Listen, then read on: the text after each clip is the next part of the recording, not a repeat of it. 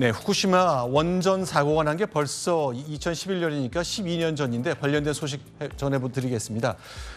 시차를 갑니다. 3박 4일 동안 확인하기로 했고 민주당과 국민의힘 그리고 정부가 과연 그게 적절한지 실효성이 있는 시찰인지에 대한 논란을 벌이고 있습니다. 관련된 소식 지금부터 좀 따져보겠습니다. 김용남 의원께 좀 질문 드리겠습니다. 네. 금요일 오후부터 토요일 새벽까지 마라톤 회의가 한일 간에 있었죠? 네.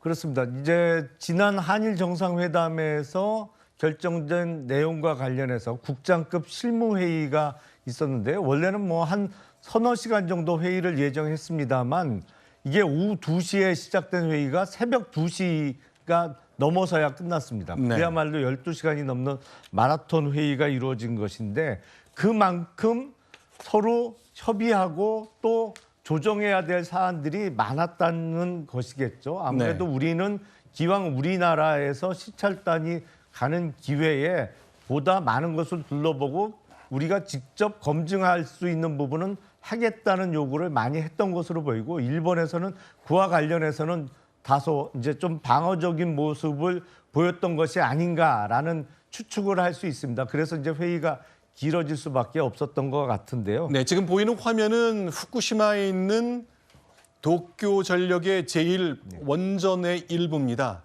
자, 저렇게 원자력 발전소가 쓰나미 때문에 파괴가 됐었고요. 거기서 나온 방사능 물질이 지하수와 합쳐진 저 오염수가 지금 보시는 것 큰 깡통 같은 것들이 작게 보이지만 대단히 큰 물탱크들인데 무려 130만 톤이 저렇게 저장돼 있거든요. 앞으로 한 열흘 사이에 저 장면 많이 보고 관련된 소식을 많이 소개해 드릴 것 같습니다. 자, 박원석 의원께 좀 질문 드리겠습니다.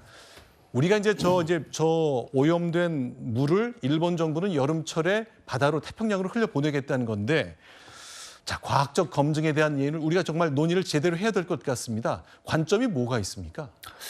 일단은 이번에 우리가 이제 시차를 가는 게 네. 과연 저 안전성에 대해서 우리 스스로 과학적으로 검증할 수 있는 그런 기회나 가능성이 있는 시찰이냐. 근데 그건 아닌 것 같아요. 네. 우리가 시료를 채취해서 국내로 가져와서 분석하고 이 오염수가 과연 이게 다핵종 그 제거 설비를 통한다 하더라도 핵물질이 제거되는지에 대해서 판단할 수 있는 기회는 없고 어쨌든 일본의 다핵종 그 제거 시설과 또 방류 장치 이런 것들이 얼마나 잘 갖춰져 있고 안전하게 작동하는지 눈으로 보고 돌아오는 거거든요. 때문에 이거는 검증에 한계가 있다. 이런 지적들이 굉장히 많고 또 민간 전문가가 한 사람도 포함이 안 됐습니다. 결국 이제 정부 측 전문가들만 참여하도록 돼 있고 일본에서는 IAEA도 인정했듯이 별 문제가 없다라고 얘기하지만 저는 IAEA만 믿을 수 없다고 생각해요. IAEA는 원자력 산업의 친화적인 국제 기구인데다가 2015년도에 IAEA 스스로가 해양 방류를 권고하기까지 했어요. 근데 지금 주변국들이 이렇게 반대하고 있는데 일본의 사회적 합의도 안 돼 있는데 우리가 저런 한 번의 시찰만 가지고서 저기에 동의한다면 그 굉장히 큰 효과를 낳을 수 있다고 봅니다. 잠깐만요. 지금 IAEA의 그러니까 지구상에서 있는 국제기구 중 원자력과 관련해서 가장 권위 있는 조직이라고 말하는 유엔의 산하 기구인데 거기 거 못 믿으면 우린 뭘 어떻게 해야 되는 거죠?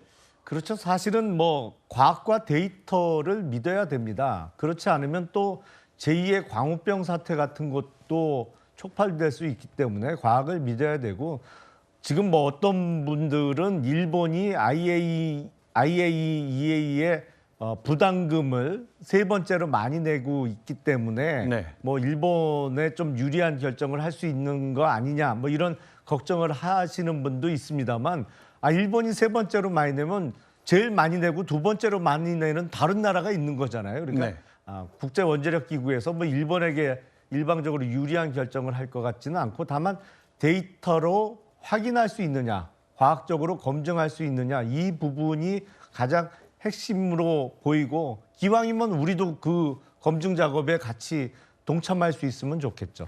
알겠습니다.